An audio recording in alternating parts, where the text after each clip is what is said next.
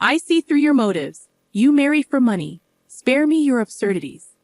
Isn't it glaringly obvious? Someone like you, a struggling single mother. That's why, even after your husband's demise, you linger on. You're truly a daily eyesore. Mia, at 35, endures Emma's snide remarks.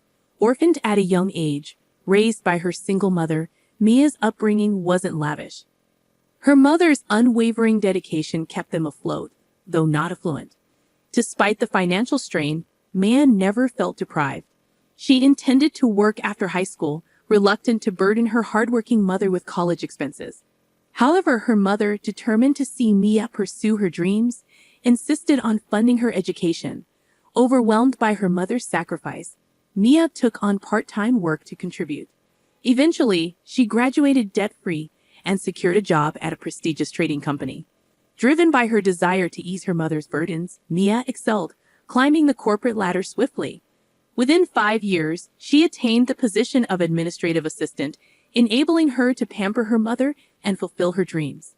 2 years later, Mia's dedication was rewarded with a promotion to executive assistant, where she met and fell in love with Ethan, the president's son. Congratulations, Mia. May you find happiness. Thank you for everything. Mia's heartfelt gratitude brought tears to her mother's eyes, radiating joy. However, their bliss was fleeting. Just 2 years into marriage, tragedy struck as Ethan suddenly passed away. Shocked and speechless, Mia struggled to comprehend the abrupt loss. The grief mirrored by Benjamin, the bereaved father, compounded her pain. Amidst their mourning, one person remained unaffected, Emma. Living together post-marriage, Mia couldn't ignore Emma's indifference. Emma, unrelated to Ethan by blood, had entered Benjamin's life when Ethan was just a child, seeking companionship after his wife's death. No need to worry, Mia. Everything Ethan owned is mine anyway. Lighten up, it was just a jest. A little levity in these somber times could do us all good. But alas, your hopes of inheriting our wealth have vanished. Never did I expect such audacity from you. Marrying a man like Ethan solely for love? Unbelievable. Cease your baseless accusations. Ethan was irreplaceable to me. Emma assumed Mia would depart upon Ethan's demise. Yet Maya remained, witnessing Benjamin's stoic facade crumble beneath the weight of his grief. She couldn't bear to abandon him to Emma's callousness. Their home, brimming with memories of Ethan, became her sanctuary. Mia's bond with Ethan was profound, his absence a palpable ache. Ethan once confided in Mia, describing Emma as more of a roommate than a mother. Emma's facade shattered in Ethan's absence, revealing her true nature. Mia chose to stay, honoring Ethan's memory and supporting Benjamin through his anguish. Despite Emma's disdain, Maya remained steadfast, unwilling to relinquish the home she shared with Ethan, where their love lingered in every corner. I'm counting on you to look after Ethan, Ethan's father would say. Of course, Ethan is dear to me too. Knowing you're here for him allows me to focus on my work, Emma would reply with a smile. Don't worry about a thing. Give your best at work, Ethan's father reassured her. Thank you. Have a good day. But as soon as the door closed behind him, Emma's smile faded. Ah, finally, he's gone. Now where should I go today? Perhaps I'll invite a friend to the movies, she mused. You're heading out again? Mia would inquire. Yes, any objections? Emma retorted. Oh no, just remember not to bother your father unnecessarily. He's working hard for you. If you raise concerns, he'll worry and won't be able to concentrate. Just quietly study at home, Maya reminded her. That was our daily routine, yet it didn't seem to trouble Ethan much once he got accustomed to it. In fact, he found solace in not being overly scrutinized. As a child, he viewed Emma as a chameleon. I don't really mind. I see her as Dad's wife, not my mom, Benjamin expressed. He was grateful to Emma for stepping in when he was young, allowing his father to focus on work. Benjamin inherited the company from his step-grandfather and demonstrated a natural talent for running it. As soon as he assumed control, the company flourished. Managing 5 businesses with annual revenues in the high hundreds of millions kept Benjamin relentlessly busy. My husband recounted how Benjamin barely had time to relax at home when he was a child. Witnessing his father's exhaustion, my husband refrained from burdening him with trivial matters like Emma's behavior. He felt adequately cared for and kept his concerns about Emma to himself. He was easygoing, never the typical heir to a vast empire. Were you ever upset about it? Nah, not really. As long as she was home, Dad was at ease, able to focus on work. We never went hungry, and there were always snacks. I see, my husband chuckled. I admired that about him. They weren't unkind to me. They just weren't overly doting. Emma would throw sarcastic remarks my way occasionally, but I brushed them off as typical in-law banter. Besides, she kept busy with theater outings, shopping, and dining with friends. Since I was occupied with work, our paths seldom crossed, and her remarks didn't bother me much. If my husband didn't find Emma's spending problematic, I saw no reason to raise the issue. Yet Emma's lavish expenditures, contrasting with my frugal upbringing, unsettled me. It seemed wasteful. But without Benjamin or my husband expressing concern, I kept my thoughts to myself. However, after my husband's passing, Emma's carefree shopping and lack of grief for Ethan intensified my discomfort. Emma, please support Benjamin. Despite his facade, he's truly lonely, I urged. Why should I heed your words? Are you plotting to snatch our inheritance? Emma retorted. I've never entertained such thoughts. Well, Ethan's gone. Why would you leave too? I'm staying. Benjamin said I'm welcome as long as I need. Emma shot me an annoyed glance but said no more. Perhaps relieved I wasn't a threat to Benjamin's wealth. Yet, as years passed, Emma's irritation with my presence grew evident. Her barbed remarks stung deeper. I questioned if it was right to remain where my husband was absent. Maybe returning to my single mother was best. Enduring Emma's sarcasm felt unbearable. My mother turned 60 this year, marking 3 years since my husband's passing. Contemplating my future, Benjamin's collapse changed everything. Although the company remained stable due to his prepared successors, Emma's demeanor shifted noticeably. That man got what he deserved. He's been miserly lately. What do you mean by stingy? Emma inquired. Our credit card limit got reduced, and our living expenses have been trimmed. Is the company facing difficulties? I responded. I doubt it. Remember last year you missed our husband's 3rd anniversary ceremony because of a hangover from a wild night out. Benjamin, who rarely checked on your spending, caught wind of it through the credit card bill. Missing our son's memorial was a breaking point for him, I explained. In his anger, Benjamin decided to restrict your spending. Despite that, you still receive enough for a comfortable life. Benjamin mentioned the company's troubles, attributing them to your absence. Don't act clueless. You're aware too, all because we lost our son. How does that justify jeopardizing the company? I added. No, I genuinely didn't know. But he claims, despite his condition, he's going to rest at home and live a long life. He's been telling everyone that the doctors said he could live to 100, I shared. That's reassuring, Emma commented. It's not. If he lives that long needing care, it won't be a laughing matter, I retorted. Emma's flared nostrils hinted at an impending outburst against Benjamin. Her derogatory remarks about him left a bitter taste. Who did she think had been funding her extravagant lifestyle?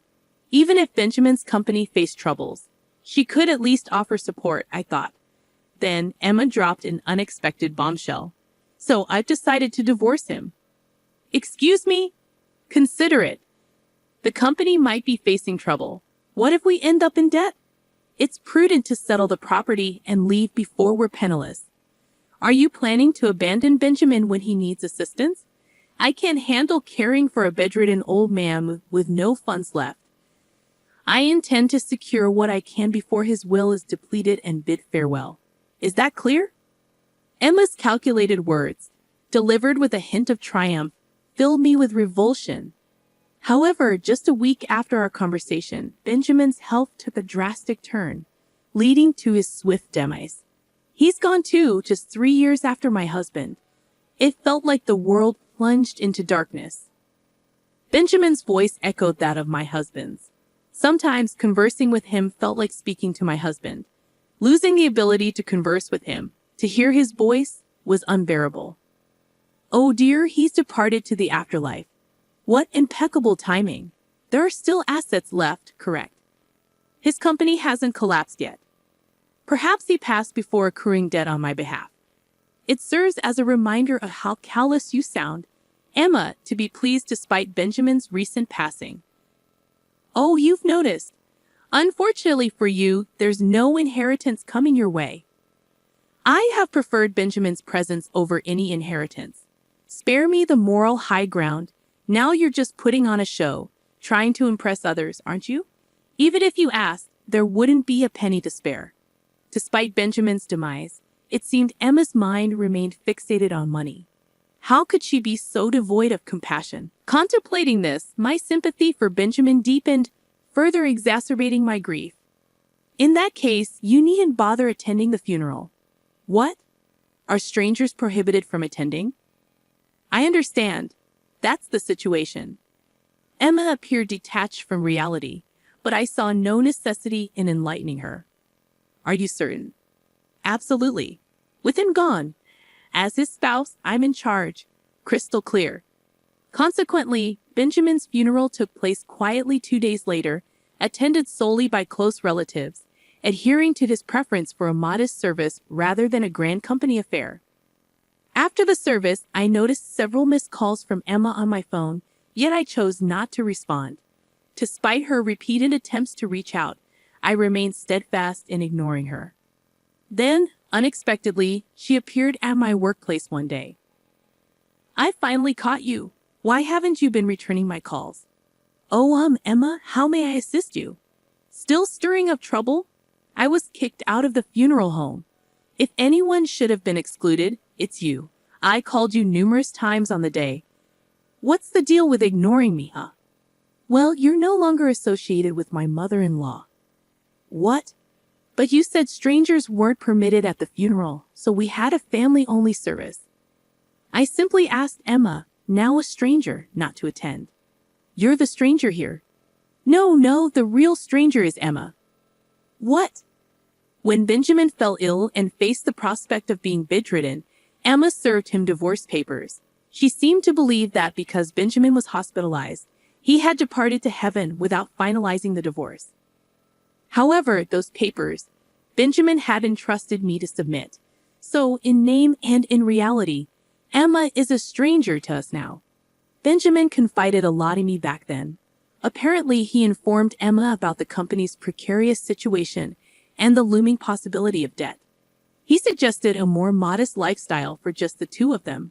Emma's response was cold. Then it's probably best to split before you're overwhelmed by debt. A month after that conversation, Benjamin collapsed. Even upon regaining consciousness, he knew his health was dire. He confessed to Emma that he might have to relinquish control of the company and rely on her for care. As expected, Emma proposed a divorce. She likely sought to secure assets before his demise. However, Benjamin, realizing his limited time, had already allocated most of his assets to charities and appointed successors. There was little left for Emma. Her face paled upon learning this. So I get nothing. Well, strictly speaking, it's not exactly zero. I did leave a few $100s in savings, I admitted. A few $100s? That's hardly enough, Emma scoffed. Even though Benjamin had forewarned me of this, articulating it made me appreciate his thoroughness. He evidently wished to keep any property disputes with Emma to a minimum. Perhaps it was Emma's behavior following her husband's passing that motivated Benjamin's resolve. But there's still the house. If I sell that... Oh, yes. Please vacate the premises as soon as possible, I interjected. I'm staying with Mom for now, but I intend to return eventually, Emma asserted. What are you implying? You're essentially a stranger. You hold even less claim than I do. As I mentioned earlier, the true stranger here is you, Emma, now divorced. Furthermore, the house was originally inherited by Benjamin from his grandfather, exempt from property division in a divorce. So why should you have the right to reside there? Because upon marriage, Benjamin and I mutually adopted each other. What? so I'm entitled to inherit Benjamin's property. He left me that house, Emma exclaimed. It's rather incredulous, isn't it? The notion of adoption was initiated by Benjamin himself. When we married, I didn't dwell on it much. In his eyes, I was to be his daughter marrying his son. Hence, I accepted that notion. However, upon my husband's passing, I refrained from disclosing this. I feared Emma would misconstrue it as an attempt to seize the family fortune. I have tasks to attend to. Would you kindly depart? I requested. I informed Emma that any communication should go through our respective legal representatives. I've sought counsel from our company's legal team, I continued. I had security escort Emma out of our company premises. I explicitly barred her from returning. Despite her resistance, she complied when I threatened to involve law enforcement. She made several attempts to contact me thereafter, all of which I ignored, I recounted. Her relentless pursuit of our wealth only resulted in a deluge of complaints to our lawyer. Our company's financial standing was robust, which baffled Emma. She argued that bankruptcy should yield assets to divide. However, the company had transitioned to a new owner before Benjamin's demise, rendering it beyond his possession. Consequently, Emma had no claim. The family's properties had already been allocated in the divorce prior to Benjamin's death. Our lawyer patiently explained Emma's lack of entitlement. Frustrated, our lawyer divulged Emma's persistent attempts. Misguided in her belief of inheriting, Emma had amassed debt on her credit card, now struggling to repay it. She worked multiple jobs from dawn till dusk to meet her financial obligations. Yet her fiscal woes were not my concern, I emphasized. Emma was a decade younger than Benjamin, marrying him at 25 and now at 55. Their nearly 30-year marriage entitled her to survivor benefits from Benjamin's Social Security contributions, even after their divorce. However, eligibility hinged on her turning 60, still 5 years away. Additionally, she needed to file for a pension division within 2 years of their divorce. I doubted Emma's awareness of these stipulations, nor did I feel inclined to enlighten her. Her welfare was neither my concern nor my responsibility, I stated firmly. And so, I reside in the home once shared with my mother, Benjamin, and my husband. Days passed tranquilly. Memories of my husband and Benjamin evoke both smiles and tears. Yet, recalling their warmth spurs me to embrace each day with a smile, I concluded.